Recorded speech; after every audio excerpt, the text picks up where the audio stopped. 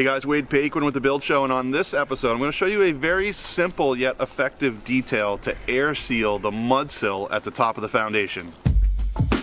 Alright guys, so we're right up against the foundation here. We are underway with installing our mud sill. This is the first piece of lumber that gets connected to the concrete foundation. This is a piece of 2x6 pressure treated lumber that's getting anchored to the concrete wall here.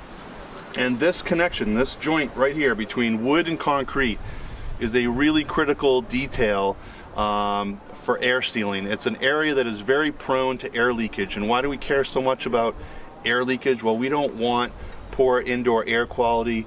We don't want moisture coming into the house causing mold, rotting out the bottom of our wall assembly and our sill.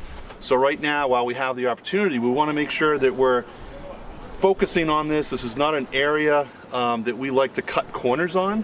So a very simple and cost-friendly approach to air sealing this connection, this detail, is to simply use your standard sill seal material, right? This is going to act as your capillary break and a bit of a air seal break.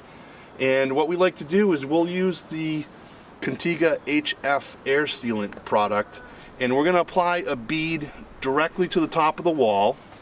We'll apply the sill seal over that, and then we're going to put another bead across the top of the sill seal, then our 2x6 PT on top of that. And we're going to bolt and crank that down, and all those layers are going to get sandwiched together. The sealant's going to get smushed in there and spread out, and it's going to create a nice air sealing detail between wood and concrete. Now we'll take this a little bit further later on. We'll do another episode on this when we bring our sheathing down over this. We'll talk about those details later, how we're going to air seal that and encapsulate the bottom of our zip sheathing system up against the foundation. But for now, we just want to focus on how we're sealing the wood mud sill to our concrete. So we've got the guys behind me continuing this installation, so let's get a closer look.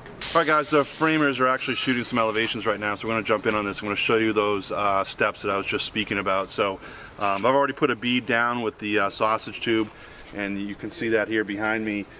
We've put a bead on top of the concrete wall about an inch or so in from the back of the mud sill, and then we're going to install our sill sealer right over the top of that. So we'll simply just lay this in. We've got a line snapped in the back, so we know exactly where our sealer and our mud sill 2x6 needs to go.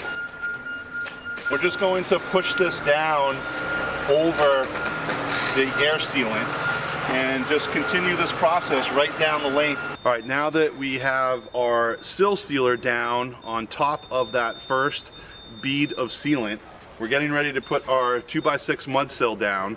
So we're going to run another bead on top of the sill seal, and we're also going to hit this butt and joint where the two pieces of pressure treated mud sill come together. So first we'll hit that, and then we'll run our bead down the sill seal. All right, now on this bead of sealant, we're going to run that about an inch and a half in from the front edge. We're going to offset the first bead of sealant with the second bead of sealant, so it gives us a little bit of levelness when we're putting this first piece of mud sill down. If I were to put the sealant on this back edge, I'd have a lot of material built up down here, and that sill would kind of want to naturally rock forward.